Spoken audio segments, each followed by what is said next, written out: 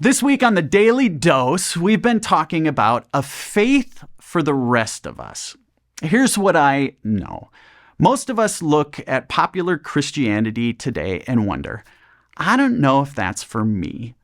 Because the version of faith that's out there, it feels like a sort of exclusive club with rules, with rights and wrongs.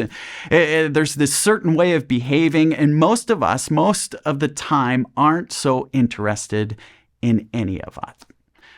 Well, gang, here's the truth. When Jesus roamed the earth, he came to show us a faith for the rest of us. When I was in high school, all I wanted was a snowmobile. All my closest friends, they had snowmobiles. My cousins had snowmobiles. I was determined to buy a snowmobile.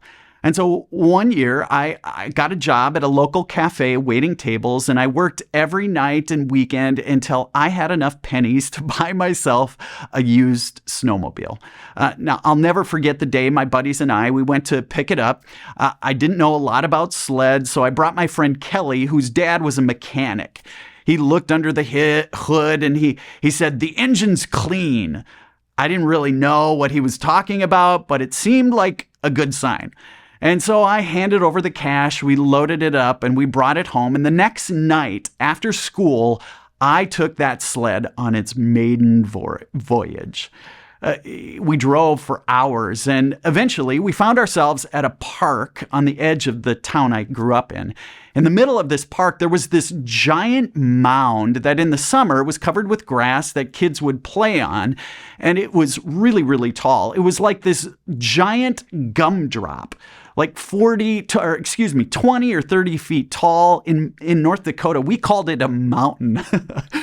Well, we took our sleds up and down over this mound, and every time I went a little faster and a little faster as I got more and more confident on this sled that was new to me. Every once in a while, we'd stop and talk, and the guys would say to me, "Hey, Hans, be careful, take it easy over that mound." And I'd say, yeah. As a new snowmobile owner, all I wanted to do was to go fast. And I think there was a part of me that wanted to test the sled's limits, to see what it could do. Well, finally, I couldn't help myself. I went back some 50 to 100 yards behind Gumdrop Mountain, and I squeezed the throttle as tight as I could. Looking back on it, I'm sure my friends were watching, thinking he'll never do it. Well, I raced towards that mound, and I hit the peak of that mound going like 60 miles per hour.